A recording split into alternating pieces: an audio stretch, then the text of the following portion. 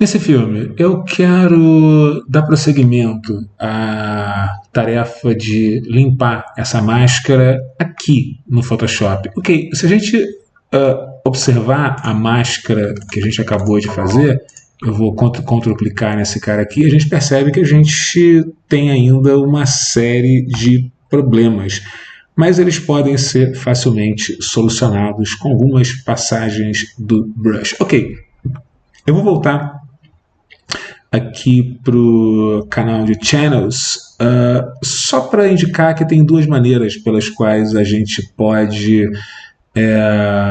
solucionar essa questão.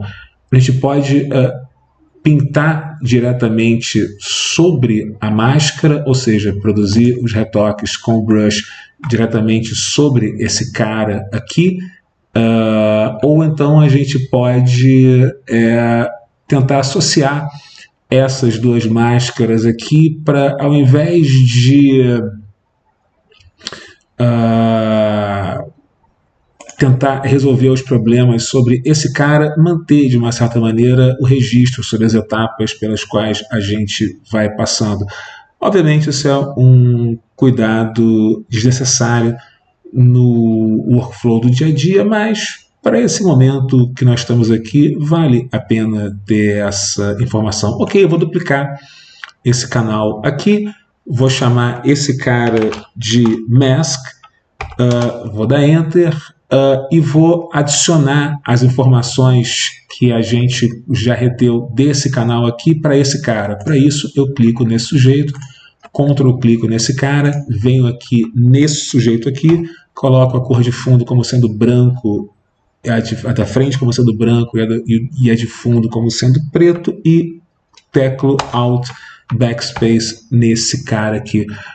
Tanto a máscara, essa máscara aqui, quanto esse cara aqui são rigorosamente iguais. É só uma tentativa para manter o controle sobre cada uma das passadas que a gente faz. Eu vou duplicar esse cara aqui para não perder nenhum tipo de informação sobre o que a gente vai fazendo. Eu vou chamar esse cara de Mask BRS, que é uma espécie de abreviação para brush, e vou dar OK.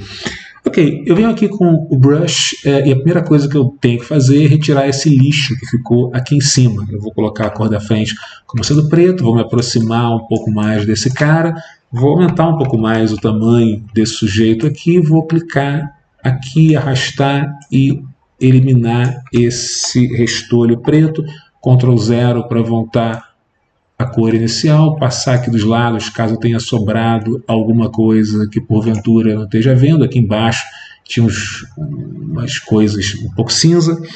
M para não danificar a máscara, Ctrl 1 para me aproximar um pouco mais.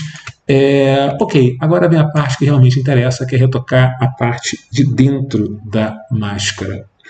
B para retornar o brush, diminuo drasticamente esse cara aqui, X para que a cor da frente volte a ser branco, e tem algumas coisas que eu posso fazer aqui. A primeira delas, eu vou trazer esse cara aqui de baixo um pouco mais para cima para que eu possa alternar entre a máscara e a imagem sem maiores dificuldades. Eu vou vir aqui no Layers e vou desligar esse cara para que eu possa ver a imagem original, e aí eu consigo passar de uma para outra com Ctrl D, com Ctrl 2 e Ctrl 6.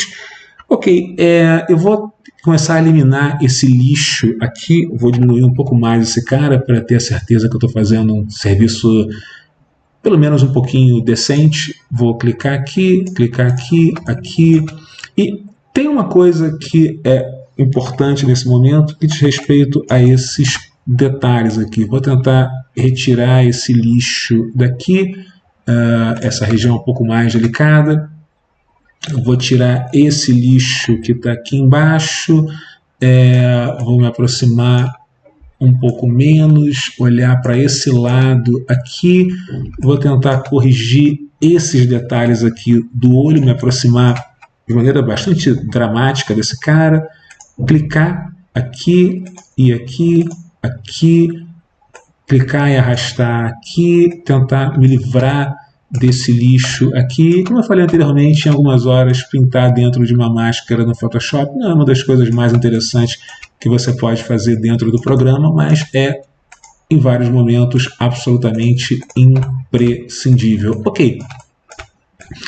Nessas regiões mais próximas das bordas, é absolutamente imprescindível tomar o máximo cuidado. Mas quando a gente passa dessa fase, a gente pode, inclusive, aumentar o tamanho do brush de maneira mais ou menos dramática e se livrar desse lixo todo aqui, meio que no atacado. Ok, falta ainda a orelha desse cara. Eu vou vir aqui mais uma vez, tirar esses detalhes do pescoço. Tem mais alguns lixos que vale a pena me ater com cuidado. Eu vou me aproximar um pouco mais disso aqui, M, para não prejudicar a máscara. E nessas bordas que não dizem respeito de uma maneira ou de outra aos pelos desse cara, porque nessa parte da cabeça, essas coisas todas aqui dizem respeito a informações que a gente retocou na máscara, que dizem respeito ao cabelo, ou melhor dizendo, pouco cabelo que esse cara tem. Eu vou reduzir o brush aqui um pouco mais, me livrar desse lixo que sobrou aqui e desse lixo também que eu não tinha percebido anteriormente, mais umas coisas que sobraram aqui, mas bom, enfim. Nas partes que interagem de uma certa maneira com o cabelo, ou nesse caso, pouco cabelo, pode ser menos interessante pintar com um brush que tenha um outro blend mode que não o normal. Usualmente, quando se usa um brush com outro blend mode que não seja o normal, o efeito que se obtenha uma coisa horrorosa que vai tornando os cabelos cada vez mais grossos e feios. Mas nesse caso aqui é possível mudar o blend mode desse cara para overlay, por exemplo, e ao clicar numa região, ou mesmo que a parte do brush esteja fora dela, os efeitos são apenas na parte branca. Isso é algo que tem que ser usado com um certo cuidado, porque em alguns momentos a gente pode acabar aumentando algumas coisas que a gente não queria. Aqui, por exemplo, tem um detalhe que talvez não seja muito interessante alterar. Talvez eu possa usar essa ideia aqui desse lado, se eu olhar para esse cara aqui e olhar mais uma vez para esse sujeito aqui, se eu clicar com overlay aqui nas bordas da coisa toda, talvez eu consiga alguns resultados interessantes. Eu posso clicar aqui, ou quem sabe clicar e shift clicar, e shift clicar, e shift clicar. Uma outra alternativa para tornar visível essas áreas de interseção seria usar no lugar do overlay soft light. E tudo depende, enfim, é uma questão de tentativa e erro para tentar, de uma certa forma, compreender qual dessas duas opções funcionam de maneira mais adequada. O soft light tende a produzir transições mais suaves. Eu vou mudar esse cara para normal só para me livrar desse lixo aqui, já que afinal de contas a gente está por aqui.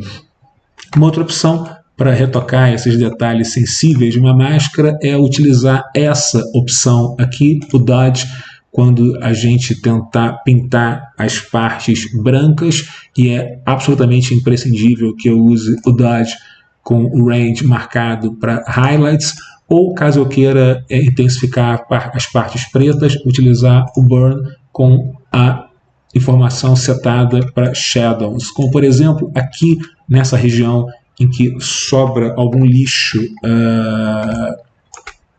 no fundo, eu posso utilizar o Dodge, o Burn, para apagar um pouco desse cara, tendo um certo cuidado nessas margens para tirar esse lixo aqui. Isso talvez ofereça uma interação um pouco melhor entre a máscara e os cantos do rosto do cara. Ok, tendo me livrado mais ou menos dessa coisa toda, eu vou voltar aqui mais uma vez, retornar para o brush, retornar para o normal, me livrar dessas coisas aqui da borda, me aproximar um pouco para ter certeza que eu estou fazendo um trabalho mais ou menos decente, retornar para o Dodge, tentar pintar essa região aqui para que ela se torne um pouco mais nítida, estender isso aqui até a borda da coisa toda, ter certeza de que essas bordas estão mais ou menos bem definidas, retornar para o brush com normal, me livrar desse lixo aqui, e agora voltar para cá, aumentar talvez dramaticamente o tamanho desse cara aqui e me livrar desse lixo todo aqui, meio que no atacado. Ainda tem algumas coisas que vale a pena se manter atento. Vou me aproximar um pouco mais desse cara aqui, retornar para o brush, diminuir dramaticamente o tamanho desse cara, olhar mais uma vez para os ads, dar uma geral aqui na coisa toda, e bom, me parece que eu acho que é isso, porque afinal de contas, mais cedo ou mais tarde, a gente tem que encerrar o dia de trabalho. Ok, me parece que eu tenho uma máscara bastante razoável, e agora o último passo é aplicar essa máscara sobre a imagem, o que eu pretendo fazer no próximo filme.